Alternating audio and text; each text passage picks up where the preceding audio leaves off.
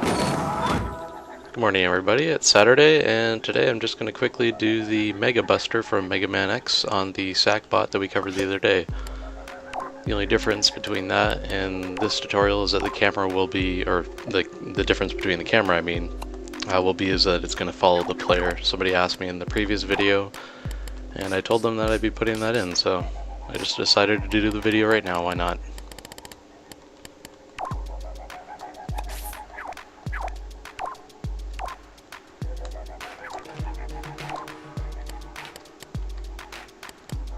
So all these settings are pretty much standard, you should understand them by now. If not, I'll put a link in the playerbot spawner in the text below. If you haven't seen this and you want to know how it's built, just go to that video and it will explain it all for you. Okay, so I have my controlinator down, get my SAC bot, who's going to be Megabot.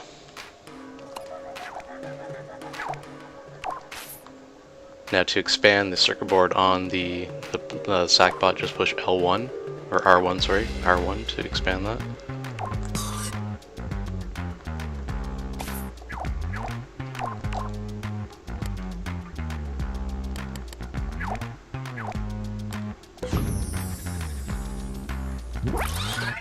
So I am in control of the SAC bot, perfect.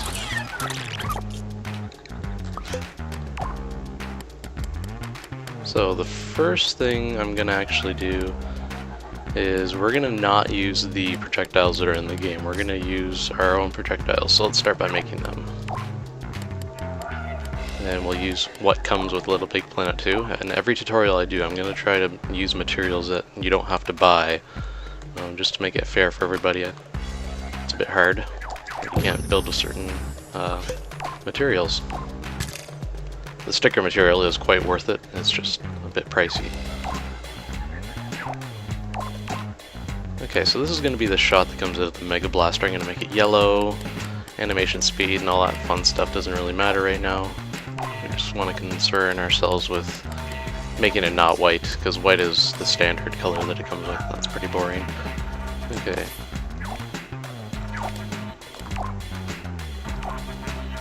So now normally when you emit something or you fire something, people will use the emitter settings and actually put down an emitter so you can see what I'm talking about. What people do is they emit the velocity or the trajectory from the actual emitter. That's great and all, but you can get a lot of problems from doing that, so I decided not to do that. What we're going to do is we're going to actually incorporate the velocity into the actual projectile itself.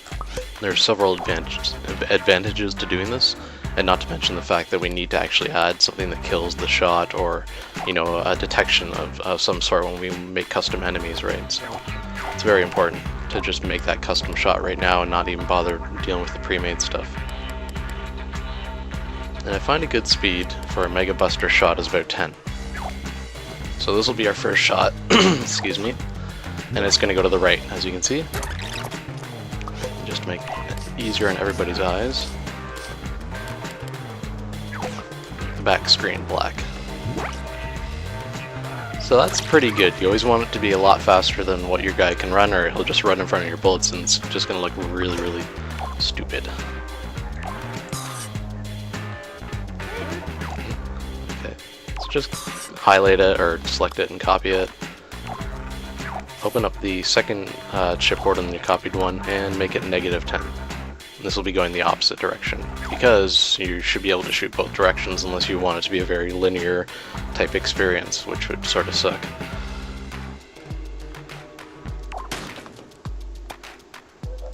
Okay, now to set up the emitter.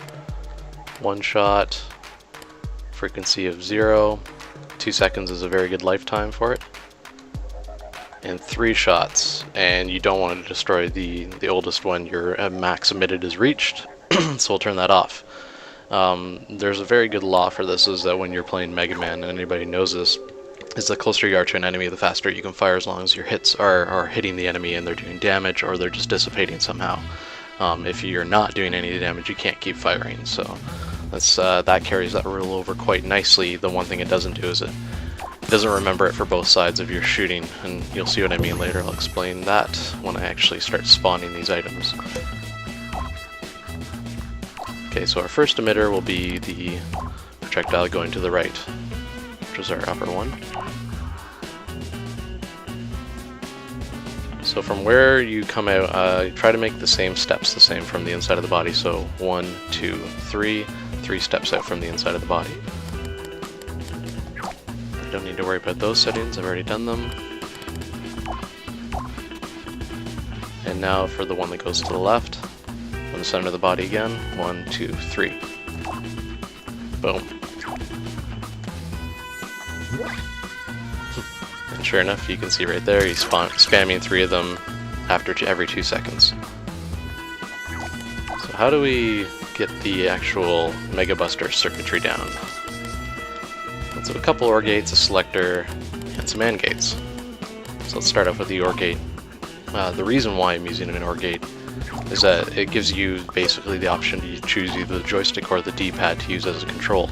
So let's say if I wanted my walk to be left and right on the D-pad, I could just, you know, push left on the D-pad and I'll go left, and I can also shoot left. If I want to use the joystick, I can also use the joystick. So right now I'm just going to set it up for just the firing. I'm not going to set it up for the D-pad to do movement. So keep that in mind. I'm not doing D-pad movement.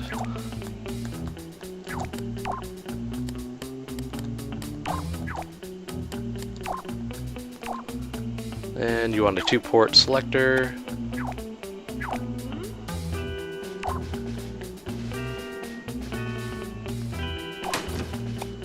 And a splitter, because you need to split your left and rights.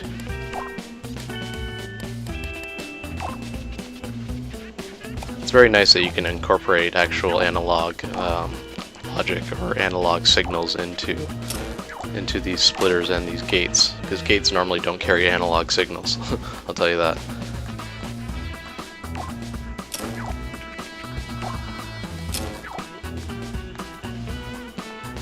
Okay, so now when I push left, I should activate the first input of the first output of the selector, and if I push right, I should activate the second output, or vice versa.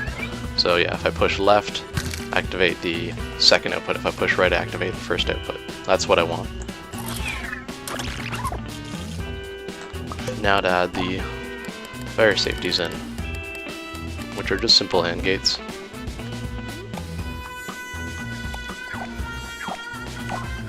So for the time being, I'm just going to use circle as my fire button. I know pink or square would be better to use, but I'm just going to use this for now.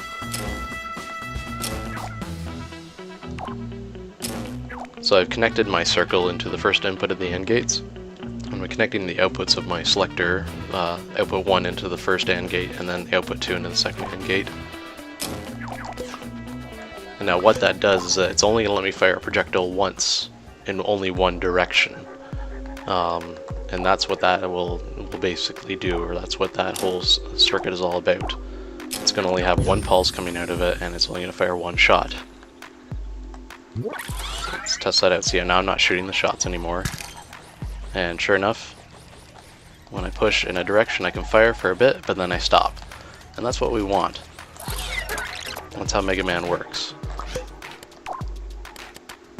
And last but not least, to actually do more efficient testing, always put a camera on.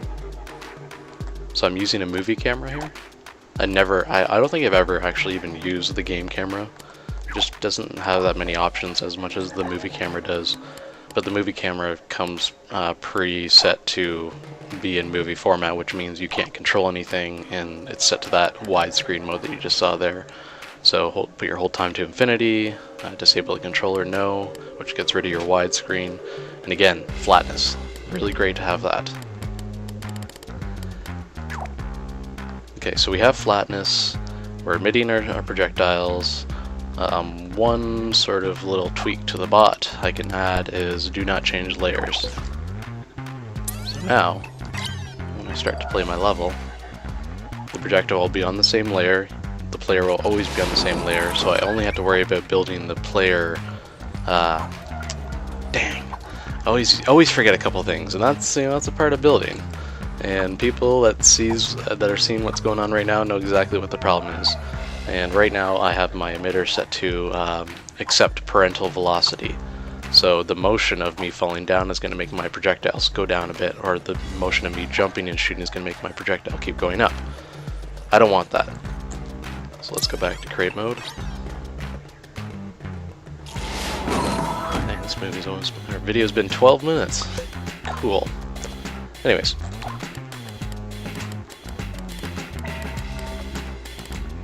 There it is. Ignore apparent velocity. Put that on check.